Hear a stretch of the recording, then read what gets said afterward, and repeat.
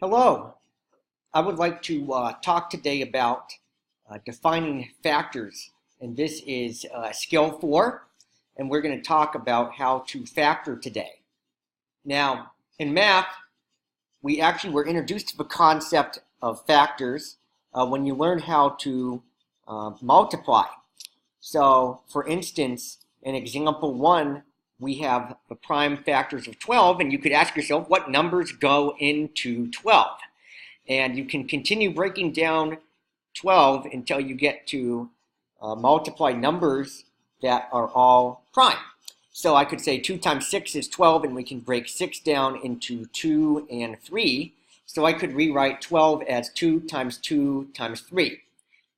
Now, some of you may think that this is kind of redundant, but it actually is helpful because it helps us think about breaking our numbers down into their smallest parts. On example 2, we introduced the algebra and we put in x, and what we can kind of think about here and what we're going to be doing in our factoring method is what is called factoring by pulling out the GCF. So the first step of factoring is to pull out the greatest common factor. So in my classes, we have a saying that the GCF is our BFF. So what you're going to do is you're going to pull out the 3. And I want to ask myself, what does the 3 and the 18 have in common with each other? And the answer to that is that they have 3 in common with each other. So I'm going to pull out the 3, and I say 3 times what gets me 3x. And the answer for that, of course, is just x. And then I pull out the 3 from the 18, so I need to also pay attention to the sign, and I'm going to put a minus 6 inside of there. Now, this is already completely factored. I'm going to skip now to an example where you are asked to factor, and I'm going to show you the complete factoring method that we define in our Algebra 2 class. Now, if you go and Google search or YouTube search factoring methods, you may actually find that there are factoring methods that are shorter than what we are doing. However, the method that we are learning is going to help us later on because we can apply this method to higher order polynomials. And what I mean by higher order polynomials is polynomials that have a degree of 3 or higher. So the first step that we need to do when we factor is we need to think about the greatest common factor and see if we can pull out a GCF immediately. And this is helpful because this is going to make our numbers smaller. So on step 1, I'm going to pull out my GCF. So I'm going to pull out the 3, and I say 3 times 2x squared gets me 6x squared. And then I also pull out a 3 from the minus 3x, so I'm going to get a minus x over there. And then I'm going to pull out the 3 from the minus 18, so I should be left with a minus 6. So then what I do is I look at my coefficients. So these are the numbers that are before my x squared, my x, and the number, the standalone number, the constant. And my a is 2, my b is negative 1, and my c is negative 6. And I'm going to make what's called the ACB tree. So my a times my c, 2 times 9, 6, is negative 12. My b is negative 1.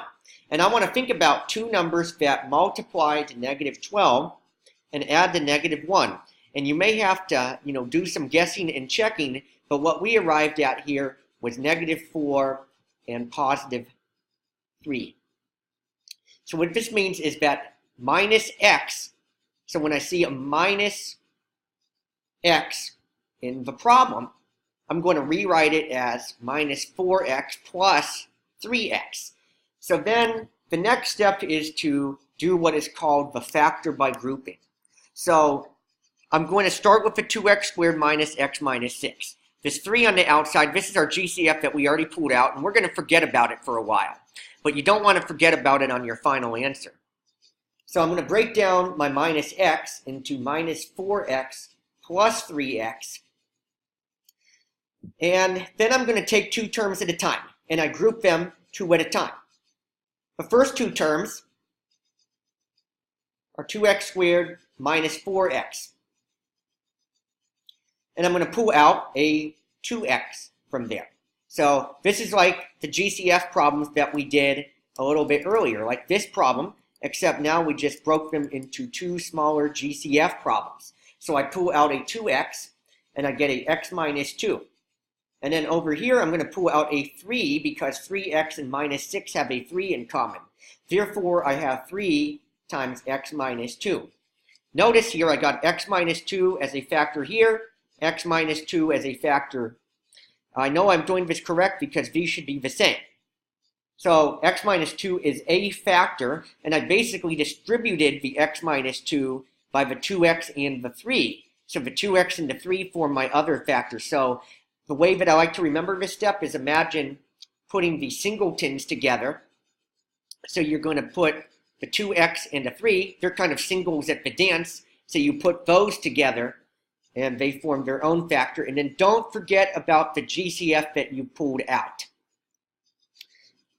Now, the way that you can check your work and see if you did it correct, you could actually do the polynomial multiplication. And you could go from the factored form back to the standard form. So what I did was I just distributed the 3 times the x and the 3 times the minus 2.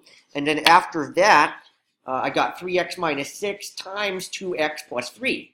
And what I'm going to do is I'm just going to do my FOIL or distribution. I combine my like terms and I get the original polynomial. So that's how I can check my work.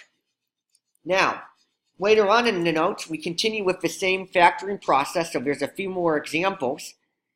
But let's say that we want to actually go and solve these. So what you would do actually is that you would take each factor and you would set each factor equal to 0. So that is a crash course on how to factor. And good luck studying for your benchmarks. Thank you.